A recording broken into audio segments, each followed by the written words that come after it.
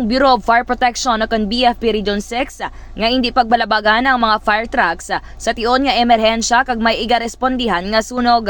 Sa interview sang K5 News FM Iloilo kay Fire Chief Superintendent Felix Berto Abrenica, ang Regional Director sang nasambit nga talatapan, iya ginpahayag nga tion nga may emergency, nagawangwang ang mga fire trucks, naka-blinkers, naka-alarm, rason nga dapat respetuhon ini sang iban nga mga motorista. Dugang pa niya, pinagi sa pag-clear sang dalan, isa na ini kabulig agon mapadasig ang pagresponde sa mga apektado sang sunog.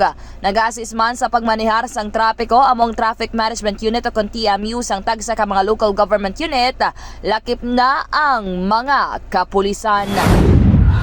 Nahibaluan nga madamo na sa mga insidente kag nakawaan sang video kag nag-viral online kung sariin may mga nagabalabag sa mga fire trucks nga mga motorista. Gani ipanugyan sang BFP nga respetuhon ang emergency vehicles. Report nagikan sa BFP Region 6 inisi kag K5, Kimon Tanyo Kaluyo kag para sa kampiyon nga balita, serbisyo publiko kag kalingawan sa Iloilo.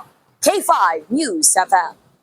Ang ining balita ang ginadulong sa inyo sang DTX Coffee Mix. Himo sa natural nga sangka pareho sang amarkuso, chia seeds, sugared cane extract powder. DTX Coffee Mix. Nakakapi ka na, naka-detox ka pa. DTX Coffee Mix. Mabakal sa mga butika.